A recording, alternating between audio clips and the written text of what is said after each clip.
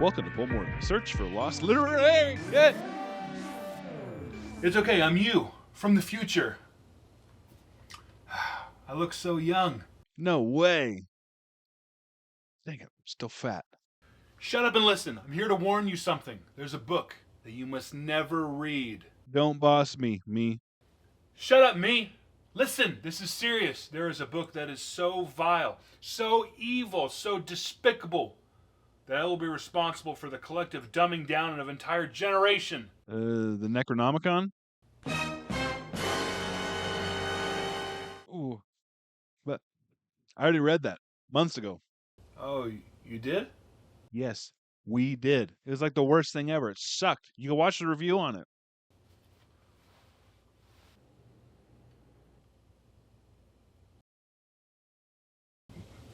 I guess I'm a little late.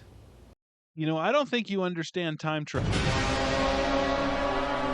Slow down. We got time. First, let's talk about the author. John Keith Laumer was an American science fiction author born June 9, 1925, and he died in 1993 at the age of 67. Keith was the middle of three writing brothers. He received his bachelor's degree in architecture from University of Illinois, and he served in the Air Force as a captain twice. After his service, Laumer devoted himself to writing full-time, and his first short story was published in Amazing Science Fiction Stories in 1959. He's also an enthusiastic model plane designer and wrote a book on the subject. Many of his designs are still used to this day. Best known for Bolo and the Retief series, Laumer has written over 70 novels and numerous short stories. Which brings us to Dinosaur Beach. Appearing from a remote future, next Central Agent Ravel is emplaced in America circa 1936. His mission, to undo successive tamperings of the time stream, which threaten the survival of mankind. He falls in love with a lovely, simple girl, Lisa, but in the midst of his happiness, he is called away to Dinosaur Beach. Dinosaur Beach is a next central station located millions of years in the past, in the Jurassic Age. But shortly after Ravel's arrival, the station is attacked and destroyed, and Ravel begins a terrifying odyssey through time. For the attackers were another time-tampering team from still a different future era, and Ravel himself is not only in growing danger, but the human world as we know it. Dinosaur Beach was originally a short story called The Time Sweepers, published in August 1969 edition of Analog Science Fiction, and then Scribner gave us a hardcover edition in 1971. 1 year later, Daw published this paperback that I own. It is 151 pages, costs 95 cents, and features a cover by Kelly Freas. Now, if you've watched any of my book haul videos, you know that I'm a fan of Freas' vibrant comic style. That being said, this cover isn't really his best. It does feature his incredible use of color to really make the image pop, but the devil's in the details here. We got clocks and clockworks indicating time travel, which is nice. We have our hero here digging himself free from sand or mud or whatever with a female protagonist here to save him, which does happen in the book, but why does she look so evil? I think Frias was going for cool, but I mean, look at her. She just looks sinister. Also, what's up with this guy's arm? Why are his proportions so cartoonish? And while we're at it, why is this guy dragging a naked woman around? Put her down, creep! Yeah! I didn't even notice that dinosaur's face was there because of some intern at Daw decided to put the text there instead of, down here with all of this space. Also, that dinosaur is a Muppet. Any paperback edition goes for around $10. The original hardcover, which I very much want, goes for around $40 to $80 depending on condition. I found this incredible copy at my local bookstore it was around $10, but no joke, it was in literally perfect brand new condition. It was so stiff and so crisp. I've never seen a vintage paperback in such good condition. It was actually kind of a pain to read it because I didn't want to crease it or break it in, so I was kind of reading it just like half open like this. I mean, it even has an ad for one of the original ads still in here for, what do we got? Oh, True Cigarettes. But wait, one cigarette does all that today. True Filter Cigarette. Now, as you guys know, I frequent the dollar racks at Recycled Books almost on a weekly basis. And without fail, there are three authors that are always on the dollar rack. There's Andre Norton, Murray Leinster, and Keith Laumer. As a result, I have over 20 Keith Laumer books back here. This is the first one I've ever read, but I kind of was putting it off because I'm at this point now where I won't pick up an Andre Norton, I won't pick up a Leinster, I won't pick up a Laumer because I think because they're on the dollar rack, I have it in my mind that they are a discount author. You know what I mean? And I don't mean to, because a lot of times they put them on the dollar rack if they're damaged or if they have too much of one quantity.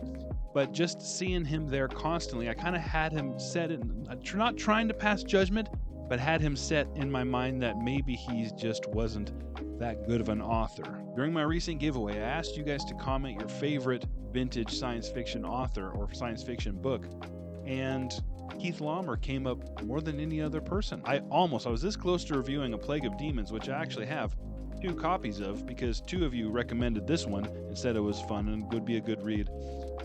But Dinosaur Beach got 3 recommendations. Fireball Comics, Evergreen, and my buddy Mark Shalusky all said this is the Laumer to read. So sorry demons, dinos win.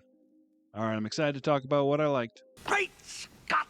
Laumer's writing. Now Mark, who is great, and he's a part of the community of readers in the comments who really knows his science fiction, he said that Keith Laumer was a talented amateur who never got better. I haven't read the breadth of his work, so I can't speak to that. It very well may be true.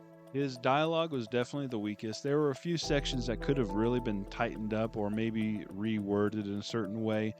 That being said, I found his writing style really engaging. He's not a wordsmith, his prose won't blow your mind, but he reminded me of a less scientifically minded Michael Crichton. Now, Michael Crichton, I love Michael Crichton. I've read every Michael Crichton book. He's definitely one of my favorites. And the genius of Crichton, aside from him being an actual genius in real life, was the simplicity of his prose. But all that to say, there were a few instances where I was genuinely impressed with Laumer's writing. Here's an example. Ravel at one point finds himself trapped in this barren timeline with a girl who looks just like Lisa, who his long-lost love. But maybe this is a Lisa from the past or the future or from an alternate timeline. It's not exactly sure at this point, but she has no memory of him. Still, it's his long-lost love.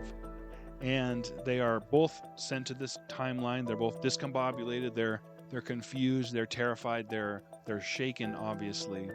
And in this state, they end up falling asleep. That night, she slept in my arms. I didn't dream, except when I woke up in the night and found her there. And man, call me a hopeless romantic, but that one kind of got me a little bit. Great Scott! Concept is original, it's interesting. Humanity has dabbled in time travel and as a result, unwittingly created all of these problems in the timeline. They've interfered with events, they've left debris, futuristic debris, they've left bodies, they've left all these issues that need to be cleaned up. And so that's the start of the Time Sweepers program, realizing, okay, we've got to fix these issues with the timeline.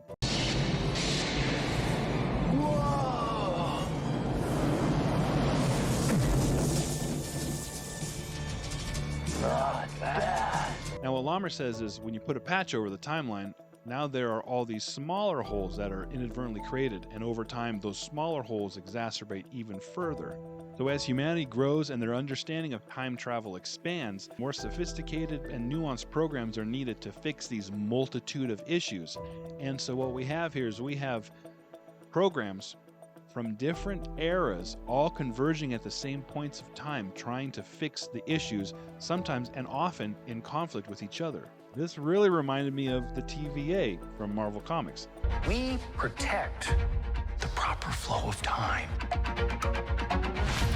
I never read about the TVA in the comics, which originated in Thor 372 in 1986 by Walt Simmons. My Bronze Age comic collecting was strictly X-Men, but I watched Loki for as long as I could, that is. The Next Central, the Fourth Era program that our hero Ravel is an agent of, is exactly like the TVA. Now, I've looked online and I can't find any place where Marvel admitted that they may have took inspiration from or lifted ideas from Dinosaur Beach. However, there are so many... It's one thing to have similarities. It's one thing to have some crossover. I don't want to accuse Marvel of anything right now. Oh, but they definitely copied it. Now I understand that you have a bombshell to drop that you are just sitting on. Great Scott! This book moves fast. The chapter sizes are really small. Some of them are only a page. You will not be bored at all. Some books feel like work. This book felt like a ride. I read it in one sitting and I didn't want it to end. Great Scott! There were some very clever and very memorable scenes here. I'm not going to spoil them for you. We're going to have a spoiler section near the end, but yeah, you should read this. Great Scott. Dinosaur Beach. As Ravel fights and tumbles his way through time, he always seems to end up back at Dinosaur Beach. New revelations come and destroy his preconceptions of time and of humanity itself, but he always ends up back at Dinosaur Beach. This cyclical arrival was kind of like a reset, though a progressive reset, if that makes sense. For you gamers out there, it would be akin to a good roguelike. I was getting serious Inception vibes here because he keeps waking up multiple times on the same beach while simultaneously getting deeper and deeper into the layers between time. This is really good. And now, the mad. Some parts were overly convoluted and some parts just didn't make sense. Of course, that's the trouble with time travel in general. No matter how it's done, it poses logical and logistical problems, and this book is no exception. Personally, I'm able to suspend disbelief and just let the story and conflict take me and just enjoy it. If you're like me, then you shouldn't have any problem with this. However, even having that open mind, there were still some instances where I'm like, guys, that just doesn't make sense. The universe is under no obligation to make sense to any of us.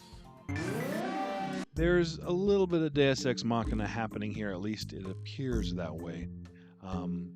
Ravel, our hero, is saved multiple times, miraculously, kind of at the last minute, out of nowhere, or he will always seem to come up with the exact answer or gadget or thing necessary to get him out of a bind without any foreshadowing or any building up to that.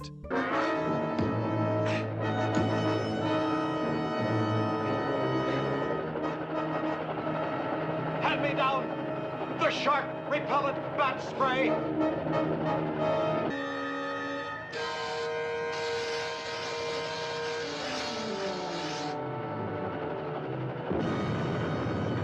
It was becoming frustrating, and I actually rolled my eyes at one point. I hesitate to put this in the bad section because this ability he has is kind of explained away to my satisfaction later in the book, but I'm just letting you know because initially it might bother you as it did me. What the heck, Keith? There's no dinosaurs! Sure, we see some scurrying lizards and we hear something roar at some point, but that's it. No dinosaurs. But honestly, this book is so much fun and it's so captivating that you won't even notice the lack of thunder lizards until after you're done with it. You close the cover and then you see this idiot. Come on, everybody, we're going to the beach, and beaches are fun! The hero's name is Ravel, and he's responsible for keeping the timeline from unraveling.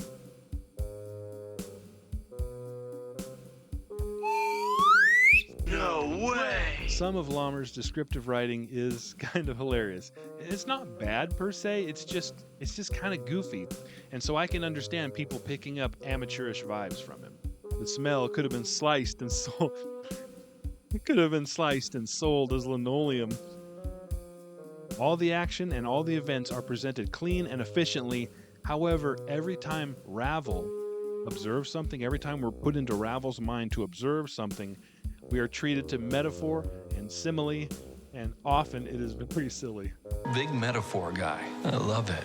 Makes you sound super smart. I am smart. I know. Okay. Yes way. Ah, dang it. Ravel's time travel device is busted. But hers still works. Now there is a way for two people to simultaneously do a time jump. And it's by doing the married.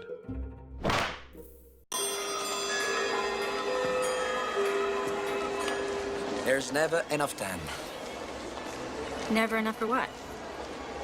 to satisfy a woman. Then you never want to miss an opportunity. It doesn't make any sense. I think Lahmer just really wanted to add a boink scene.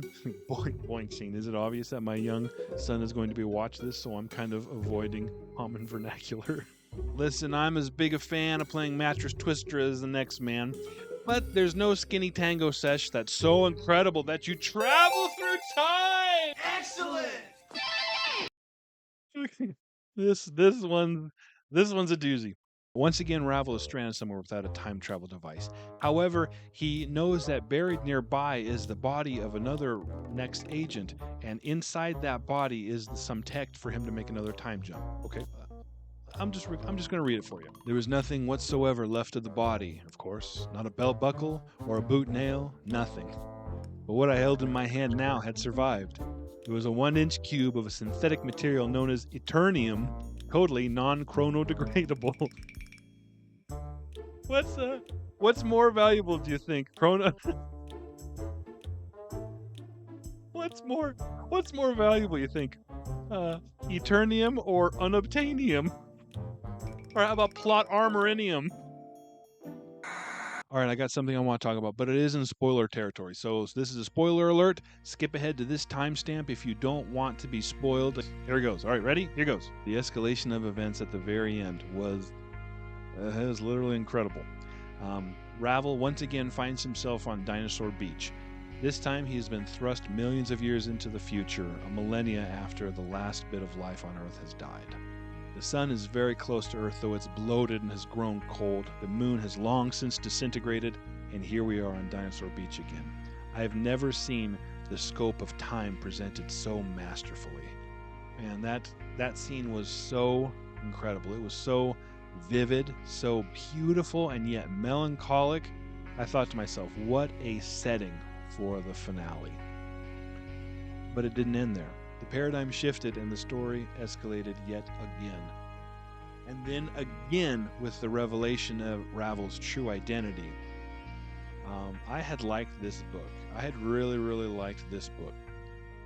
But the end is when I loved it. So what's the verdict? Museum. Laumer wove an engaging and satisfying tale full of character, action, humanity, and like the best types of science fiction, had something to tell us about ourselves. This isn't a book. This is an experience. The book was so much fun, and the ending was nothing short of incredible. Easy 5 out of 5.